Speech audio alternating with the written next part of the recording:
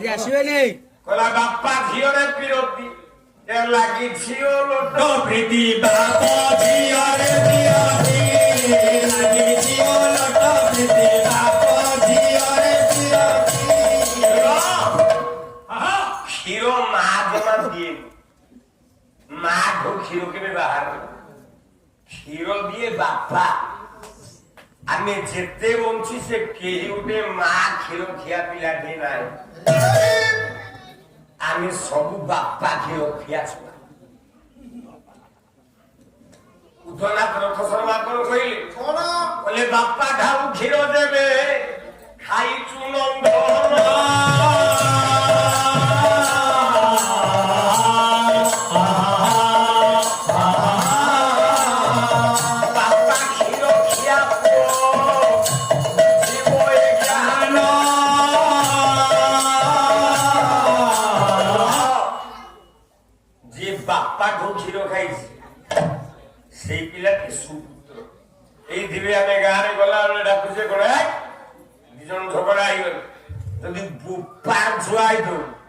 ଘରୁ ବାହାର ଆମେ କେବେ କହିଛେ ଯଦି ମାର ଛୁଆଇ ଦେବୁ ଘରୁ ବାହାର ବୋପାର ଛୁଆଇ ଦେଲେ ଘରୁ ବାହାର ତାର କାରଣ ଯେତେବେଳେ ମାତା ଗର୍ଭେ ହେଲୋ ସନ୍ତାନ ହେଲୋ ସନ୍ତାନ ଓଣାକାର ଭୂମି ସେତେ ନାହିଁ ଆକାଶ ଓଣାକାର ଭୂମି ଭଲ ଡ୍ରେସ୍ ହେଲେ ତ କରିଛ ତମ ଗାୟକ ଦେଇନଥିବ ତମ ଗାୟକ ଦେଇନଥିବ ଛୋଟ ମାଗି ଯାଚିକି ଆଣିକି ଦେଇଛି ଆଉ ପଡୁଛି ଆଉ ଚକ୍ର ଚିହ୍ନ ଦୁଟା ମୋ ଘର ପାଖ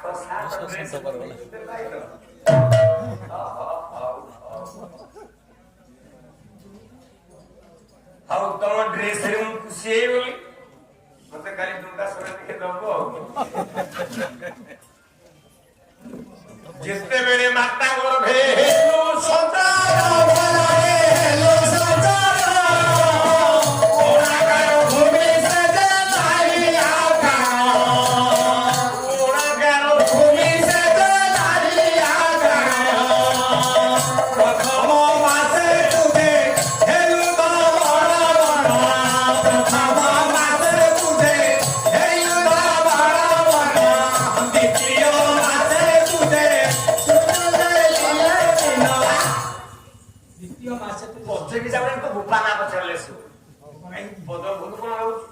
দ্বিতীয় মাসে তুঝে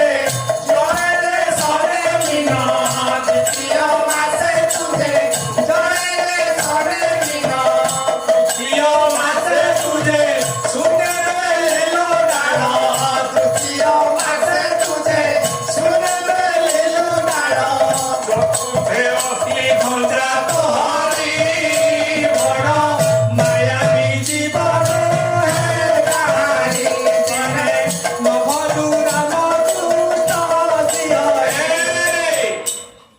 ଯେତେବେଳେ ମାତା ଗର୍ଭରେ ତ ବାପା ବିନ୍ଦୁ ଦେଲା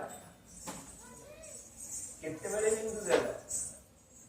ସେ ଟାଇମ ଟା କେତେଟା ତମ ମାନଙ୍କୁ ମୁଁ ପଚାରୁନ ମୁଁ ସୋନା ଦାସକୁ ପଚାରିଲି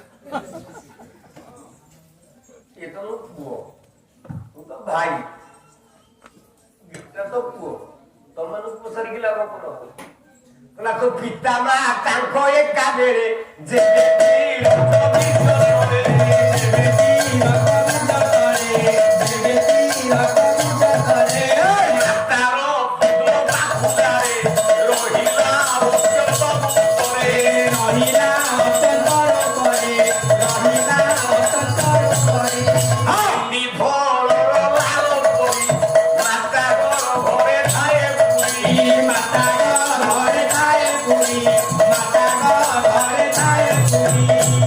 ବାପା ମାଙ୍କର ଯେତେବେଳେ ମିଳନ ହେଇଗଲା ରଜ ଆଉ ବୀର୍ଯ୍ୟ ଯେତେବେଳେ ମିଶିଲା ଠିକ ଯୋଉଦିନ 5 ଦିନ ହେଇଗଲା ସେଇ ପଞ୍ଚମ ଦିନରେ ଧରେ ବିନ୍ଦୁର ଆକାର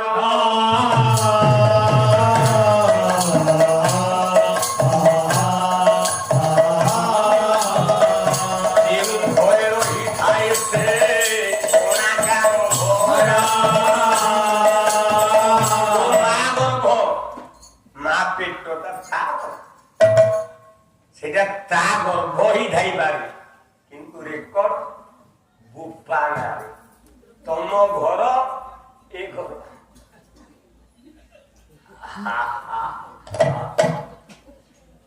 ହେଲା ତ ପିଲା ଚାଲିଥବ ବଞ୍ଚିକି ଆଉ ନୁରୁବା